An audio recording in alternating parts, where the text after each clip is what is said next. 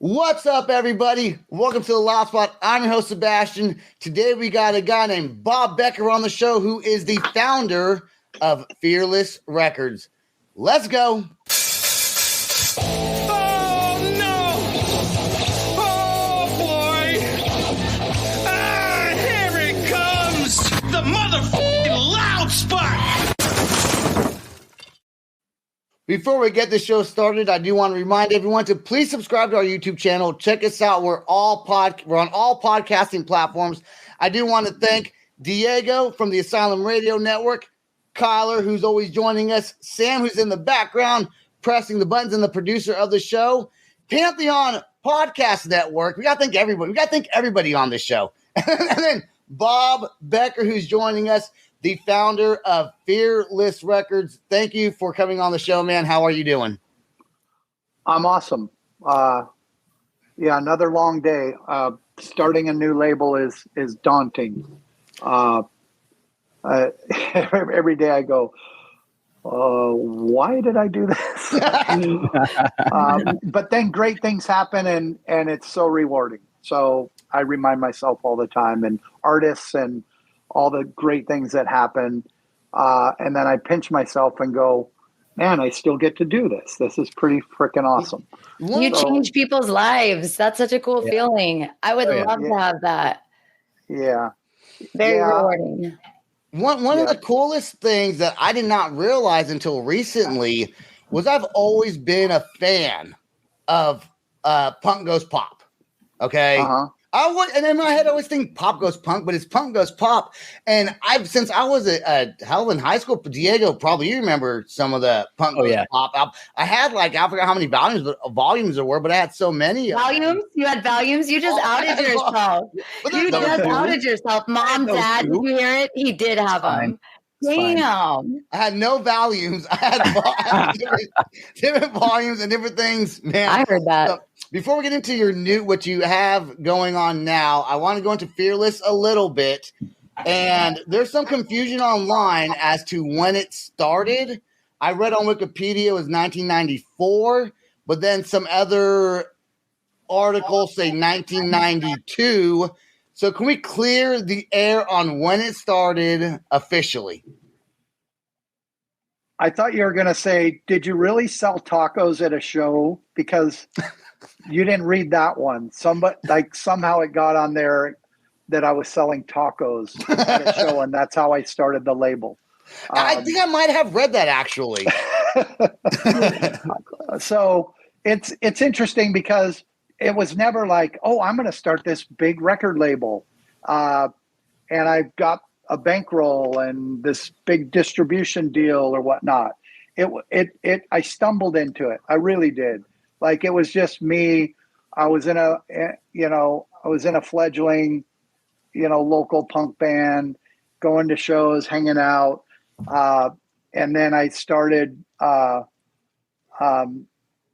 another job where I couldn't play shows. I was working late at night. And then I was making pretty good money. And then I had some friends be like in bands going, hey, we want to put out a record. Will you help us? You seem pretty smart. I don't know where they got that from. and you have some money. So and you have money. They say smart first, butter you up. Yeah, exactly. There you go. But anyways, so I put out a couple 7-inches for some friends' bands, and I would go to their shows and sell them, and somebody must have misconstrued that to selling tacos. And then I'd go to stores, put them on consignment. And these were early, I was, friends with Brett Gurewitz from Epitaph and Fat Mike from Fat Records. It was kind of during that era, even though I even go back further than that into more of the first wave of punk rock, to some earlier, legit punk bands like Black Flag and TSOL and stuff like that. But anyways, so that's kind of how it started. So I think the confusion is because it really wasn't a real business starting out. I just put out a couple records and would go to shows and sell them. And I didn't even have distribution. I was doing mail order and just consignment through stores and selling at shows. And then it didn't really get legit until 94 Gotcha. When I started getting some bands from outside the local scene that actually toured a little bit. And then, so 94 is when I really felt like it became legit. He's a hustler. Do you hear him? Straight hustling out there, slinging CDs. Okay. That's awesome. Oh, straight up. Like I went like straight up. I would do anything. I went to this one store and the guy was, record store guys can be dicks. I just got to say that. Like they're pretentious, a lot of them. Like they're know-it-all. They know fucking everything. Mm-hmm.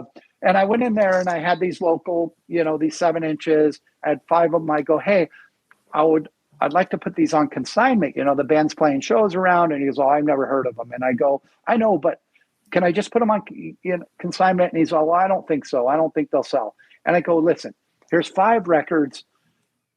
If you don't sell them, throw them in the fucking trash. I don't care. Here's my business card. Okay. If you happen to sell them, give me a call. And I'll be damned. About probably 2 or 3 weeks later, he called me up. He said, hey, this Bob, yeah, those records, I sold them all, and I'd like to buy some more. And, of course, I did this. Hold on. Fuck yeah. Yeah. I was like, it was on. Right. At that point, I think that moment, I remember it so clearly. It was like, I'm fucking doing this. I sold 5 fucking records. Yeah. In a record store. Let's go. Not at a show, like giving most of them out for free or like trading beer for them. Like at a fucking record store. So it was awesome. It was great. And like I said, that really charged me. And then even I started doing this mail order and I'd get 2 crumpled up $2 bills in an envelope with my catalog that I put in a magazine or a little ad, and they would, send me a letter. Hey, I want that. And I'm from Scotland or whatever, Germany or whatnot. That was legit. And my other job, I was making a lot of money, but that $2 crumpled up meant more than hell yeah, that was hard work. At what point do you realize, oh shit, I have a legitimate fucking business right now? I need to like get lawyers involved or a group of people besides just yourself. Was there like an aha moment, like, holy shit, I'm doing this for real? When he said, fuck yeah, that was it. That was the moment. No, I wish. I mean, that was the part of actually. That's the end of the story. He made it. Yeah. No way, girl. That could have went really bad, because then it's like, oh, I can do this.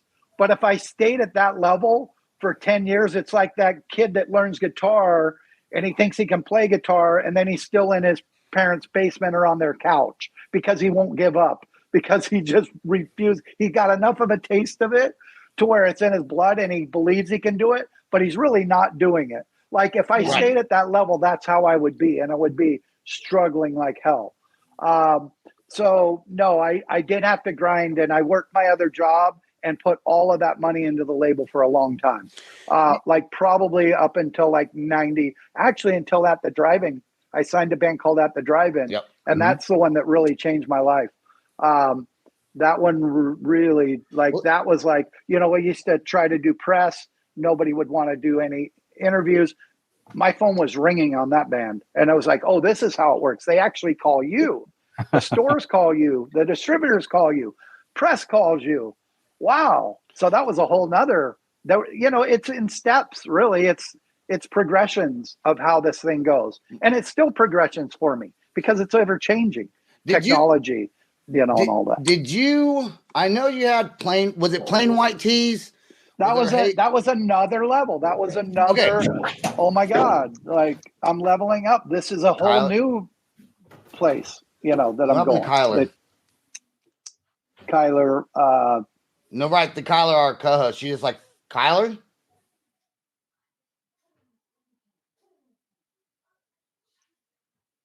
She just either fell.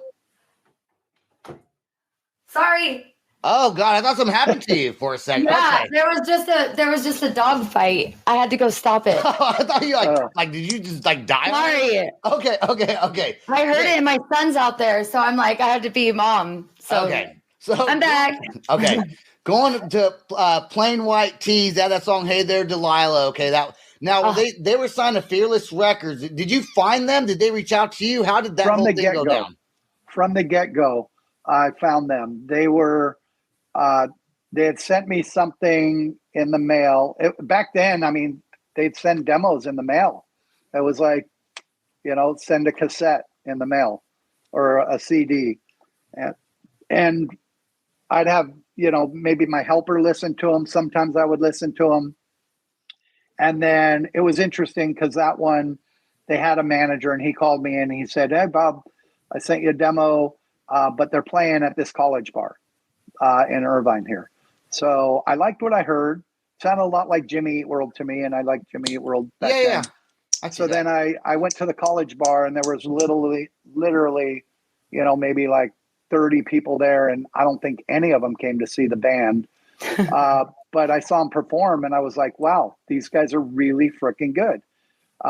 And that was it. I mean, and then we put out the album, and then Delilah was like, they were trying to be a rock band, guitars, drums, and everything. And Delilah, it's funny, and I won't go on and on. There's so many stories. But anyway, that song was the only ballad on the album. So we put it as the last track. We didn't even think of it as a single or anything. And then the band started touring, and we were promoting other songs. And all of a sudden, they would play that song, and the whole crowd would start singing it. It really took a life of its own. Okay, so as a record, as a label owner, and you sign bands, and you get them to where they need. You obviously you have some money involved. Not every time, then you're wrong. Maybe sometimes, and any label is where you think the song that's going to be the single.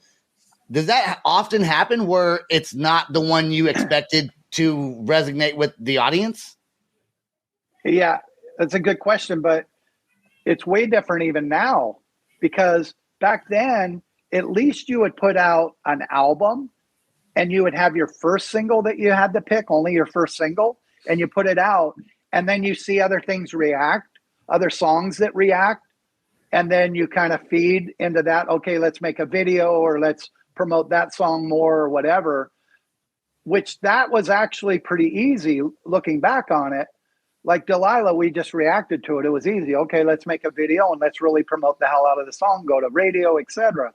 Whereas now it's even harder because we're having to predict which song is going to work, because we're putting out, like, every time, like, I had a call today and we're setting up a record and I'm with the band and we're trying to pick which song should we put out as singles that hit the release radar on Spotify.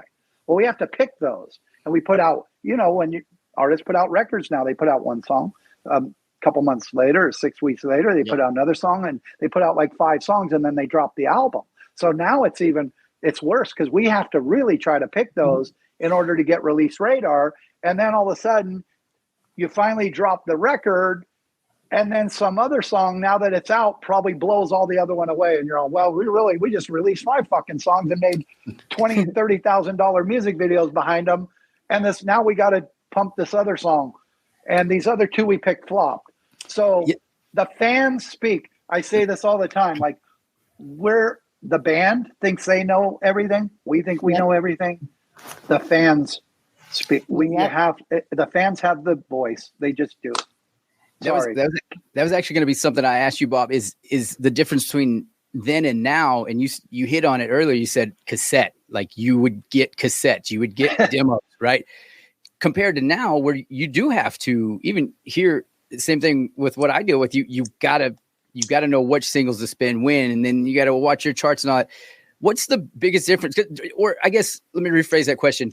Does it take a little bit of that like enchantedness out to have like the cassette in your hand and you get to listen to the entire thing and you don't feel the rush of like, all right, I got to get this out now, because like you said, they're streaming 100,000 a day. Brand new songs are up on Spotify. I think that's what I heard last time, or 30, something like that. Crazy. Yeah. What's the biggest differences, like the checks and balances, the good, the bad? Yeah. I'm still, I've always gone by my gut and what I'm hearing. My new partner is a numbers guy, and him and I argue all the time. He'll we'll be sending a deal to an artist. He'll be like, well, they only have this many streams. Why do you want to give them that much money? I'll go, because I fucking believe in them. Like, to me, just because they have more streams right now doesn't make them a better band than this other band that has zero. I love that. Let's go. Like, hell yes. Like, it will happen. That's just how I've rolled.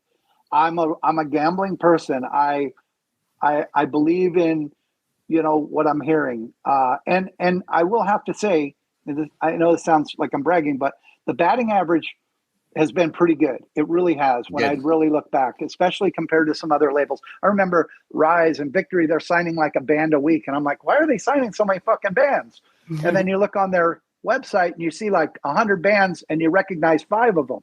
Yeah. Whereas with Fearless, some of the best compliments I got is when I'm signing bands or managers to go, one thing I like about your label, Bob, is when I look on there, I recognize most of the bands.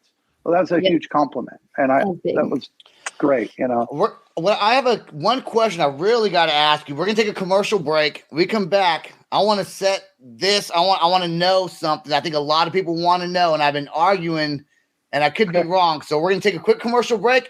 When we come back, we'll be right back with Bob Becker.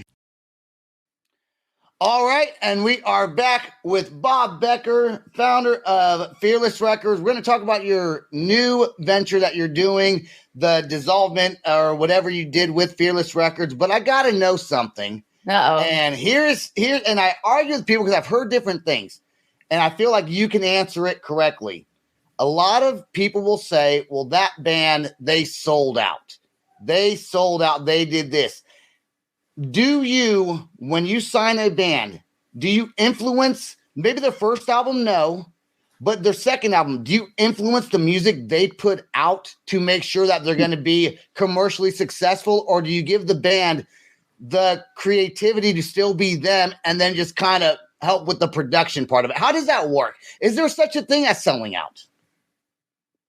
I'll tell you this. Really long question, Sebastian. Well, it's a lot of I'm sorry. I got your back. I'm like, I like it though. It's fantastic. I think it's a great question, but I will tell you one thing: no matter what, it's our fault. It's always the evil label's fault. Yeah. No matter what. So I've read so many times, oh, they were cool before, and then the label ruined them, and I'm all bullshit. I just fucking gave them money and told them to go in the studio and make the record they wanted. But to answer that, it's both. So our job is to identify or help identify what we're dealing with, what the vision is of the artist, what the brand is, what the fans are gravitating to, et cetera, and then just enhance it. That's all our job is to do. It's not to dictate it, change it, all of that. It's just help them be themselves, be the best version of themselves that they can be. Whatever that means, and every project is a little bit different. There's projects at the drive-in, I didn't fuck with are you kidding? I couldn't write those songs. I couldn't tell them what to do, and I wouldn't tell them what to do. And I couldn't even figure out what they were doing half the time. If you listen to their music, very complex. So I just let them do their thing, and it frickin' worked. Believe me, I didn't touch that. Okay, now, hold on. Now, have you ever signed a band that you thought was going to be great, and you're like, fuck, these guys suck. They're not what I thought they were. We need to go in there because we just put some money into these groups. We got to make our money back. Let's help them produce something better than what they're making.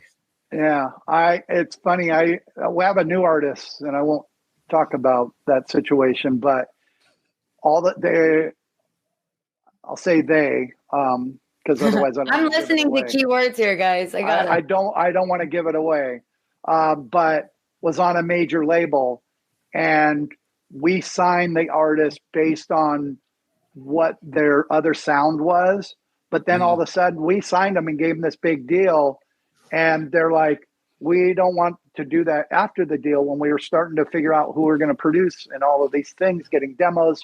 I'm all, wait, this isn't what I was hearing before. And they're like, well, we don't want to do that. We want to do something different. And I was like, oh boy, we're in trouble here. Oh shit. And we got in arguments. It was really, really tough. And this record has tanked compared to the previous music.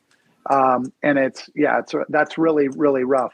And so also to answer your first question is that we only mess with it if we really feel they're off track and they need help. And a lot of times it's also just giving them a better budget and getting them to work with people that they want to work with. But if you're coming into if you're seeing a lot of times that you like artists' early stuff, I don't know if anybody's ever explained this to you or if you've noticed this on your own, but there's a direct correlation to the fact that artist's first material, I believe, is a long body of work of them maybe even being in their basement or bedroom practicing for years and years, crafting a bunch of songs to choose from, having a certain angst and anxiety and youthfulness and whatever emotions going into that music. And then they get signed and then they get busy and they might get successful if they have an early first record. Then they have girlfriends where before they kept getting dumped, so they have great shit to write about. Right. Has a lot of emotion. They're more happy now. That's right. And they have money. So how are they going to be angsty and write fucking sad songs that are emotional that connect with people? So tell them to come talk to me. You know what you do? You know what you do? You hire these escorts to act like they're in love with them and then make them break their hearts. Boom, album number 2 comes out, fucking platinum. Good idea. I will hire you to hire the escorts and do that. I will do that. Yeah. No, what I do is I tell them, I say, listen, I know you're not in that place anymore, but take yourself back in that place if you can. I know it's painful, but just try to remember how horrible it was and write about it. Get your head in that place if you can. Like, try to remember your shitty life before you met me. But that's what makes music. It's easier to make music when you're pissed off. It just, especially rock music. Okay, let's go into your new venture. That's a great question, though. I really appreciate that. Yeah, your Thriller Records is the new what, Kyle? What are you laughing at over there? It's a long question. It was a good fucking. No, it was, but I was like, you're like, it was like, come on. That's what I was wanting to get into, Sebastian. You bring up Thriller Records. My biggest question is, Bob, because I'm listening to the stories you tell, right? And instantly, how, who, and when did you discover Avoid? Did they come to you? You went to them? Because this band. Songs about James, when that single hit, it hit hard and it hit fast. FM, XM, digital, it was everywhere. It was everywhere. So who go behind the curtain on that? On Avoid, actually, when I started Thriller and we did skip the Fearless transition and all that, maybe you guys want to go back to it. We will. I don't want to go back to that. I don't want to totally get in the weeds because I'll say some bad shit that'll probably get me sued. But I will give you the quick story on that. But the Avoid thing was a very interesting band to me because I knew that, I put out a lot of pop punk stuff. I put out a lot of metalcore stuff, and then everything in between, and post-hardcore and a bunch of other types of records. And when we started the new label, I was like, well, I know I could go sign like a few former Fearless bands. I know I could go sign some other legacy artists that are in between deals or off of a deal that would establish us right away with a bigger artist. But I learned in the past that anytime I did that, it's not the real essence of what Fearless was. We were about developing new artists. If you look at the history, like a lot of those artists, we didn't just go, oh, Newfound Glory is out of their deal, let's go put out their 10th record. No offense to Newfound Glory, great band, but that wasn't anything that really excited me because I didn't come from that. Like all those 7 inches were brand new bands. At the Drive-In was a brand new band. Plain White T's was, so I was used to the excitement of taking something from that there was nothing into something. And I still have that attitude. So Avoid was a band that I was like, okay, this is different. I don't really know, what category. It's kind of all over the place. And it's interesting to me. And I think it would be a cool first signing. You did not avoid them. No, although there are times they make me kind of wish I did. Benny, I love you, but you're fucking crazy. And you know. Let's go to the transition without getting sued. We don't want you getting sued over here, okay? But you sold, or I think you sold. I hate that word, damn it. Okay, you made some money off of. That's not why I did it, though. I promise you. Damn it, Sebastian, strike two. You were tired of it and want to start. No, Okay. I don't know. I'm done. I don't know. Diego, you're up to bat. Diego, No, you asked the question. No. I'll give you hopefully the very shortest story I can with that. So Fearless really started getting bigger than I thought it ever would, or I ever really even wanted it to, believe it or not. Like all of a sudden I turn around and I've got 25 employees. I'm giving health insurance to people. I've got an HR. I have all these HR things. People are asking about 401ks. I've got in California here, we have so many laws and, they make me put all these posters up, and then they want me to do these training things with employees and different Wait, hold on. You got the minimum wage posters up, like the California state laws. Yeah, but then even more than that, like training for, like sexual harassment and stuff like that. It's like, oh, great. So, and here I'm the guy that would probably get sued because I'd say something fucking in front of an employee anyway. So I'm going to train other people to do that. I was probably the biggest offender of offending people. Not in a physical way. The world's so sensitive nowadays anyways. It just is. Today's world's fucking nuts. And then I started having, a lot of success. So then major labels started hitting me up, and they were like, "Hey, we want to partner." And the only good example I saw of that was Fueled by Ramen. Most of them were horrible. Like they would sign them, take all their goods, get rid of the president, and close the label, but then end up with their key bands. Right. That happened all the time with smaller labels. So I was scared shitless of the major labels, and I had offers for pretty much all of them. And then I was kind of like, okay, I can't do this. I just can't do it. But I like the idea of having somebody else deal with all the corporate shit. Cause I'm at the essence, I'm an A&R guy. I find artists, I help them make records. That's what I like to do. I don't want to manage people. I don't want to deal with running a company. And I'm not even like a super savvy businessman. I'm more just like I don't worry about the business part that much. I think about making good music. You're the gas. Promoting it. You're the gas, and then you have a break. That's all gas. There you good go. Job, yeah. And knowing that if I do a good job, the business part will take care of itself. Yes. You always have to have a gas and break. There you go. So anyways, then when all the deals, I was like, I'm not doing any of them. Then this company called Concord that was supposedly a true independent label came by. And they were like, yeah, we understand you don't want to, you want the bigger reach and you want all this other stuff handled. And we understand because we're an independent label and we have a few other independent labels under us that we let them have that freedom and all of these things. And they made it sound really, really freaking good.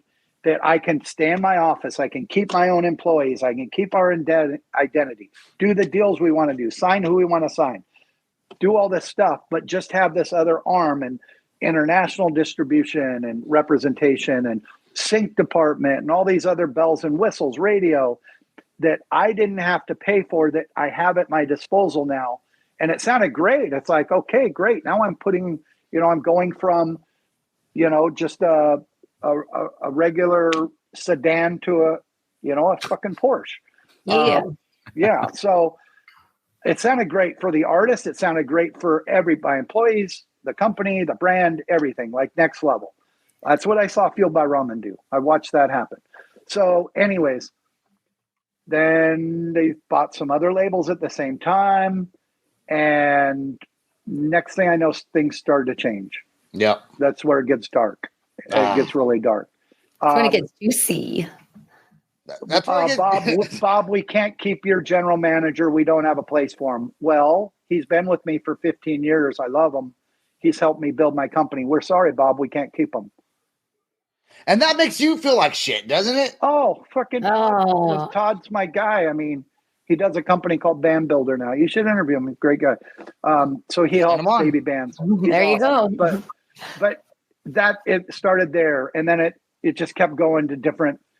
You know, we want to deal with this part of your business, and we don't want you doing this. And by the way, we're moving into a new office, and you got to move out of your really cool office with the pool table and all the TVs and the fucking, you know, and now you got to go in this corporate thing, and now you're in a shoebox, and all your employees have to work in cubicles next to these other people that don't know anything about your music, and they're going to help you even though they know nothing about your music. And we're going to cut your staff and all of these horrible things. And then we want to know how much you're signing that band for. We have to do a meeting called a green light meeting, and we have to green light it in order for you to sign them. And you have to show us all the financials and all the stats. And I go, but I'm a gut feeling guy. Like I just told you guys, that's not my style. If I like it, I want to sign it. Oh, it's excruciating. It was you went from total control to being controlled. Yes, exactly. That's a hard blow to take too, especially when you built this thing up from the ground up. You know, you started the whole thing, you went where you're at, and then you decided, I guess, make that pivot move to something else, which you thought was going to be fantastic. Then all of a sudden it's not what you thought. And now it's already kind of done. The paperwork signed, and then they shit on you kind of. And that sucks, man. Before you get off here, because we're kind of over time a little bit, that's okay though. I do want to ask you, has there ever been a band that came across your table that maybe thought about signing but passed on? Oh, I have that you wish you maybe would have worked with? Yeah, I have two that come to mind. One of them I mentioned, Newfound Glory. That's probably why I mentioned them. Okay. They were unsigned, and they had their manager had come to me, and he was like, "Yeah, they really like your label, and they want to be here." And I was like, "Okay, well, I need a little bit of time with it.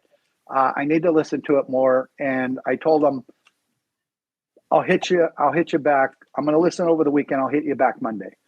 And he goes, okay, because, you know, we have some other people we're talking to and whatnot. I said, okay, no problem. I didn't hit him back Monday. No. I fucked up.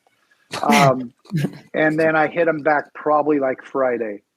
When the week was, oh my God, I was supposed to call Dave from Newfound Glory. Shit, I didn't call him. I really like what I heard. I need to talk to him. We need to do a deal. Call him on Friday. He's all, Bob, damn it. Why didn't you call me Monday? I thought you just blew me off. We just signed to a label called Drive Thru, brand new label. Oh yeah, that was a big label too, Drive Thru. Yeah. So, but they were brand new too. Drive Thru. We were around a little bit before them. Now, obviously, Drive Thru did an amazing job with the band, and it all worked out great. The other one I'll be really quick with. This is a big one. So I had this band on my label, and Chicago band, kind of a punk, more of a pop punk type band, and they were kind of a mess. It was really sad. The kid got into drugs really bad, and the project started going pretty haywire.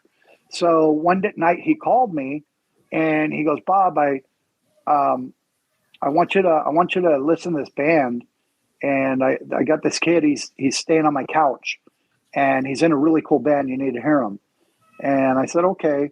Well, first he called me and he sent me some music from him, and I thought it sounded really cool.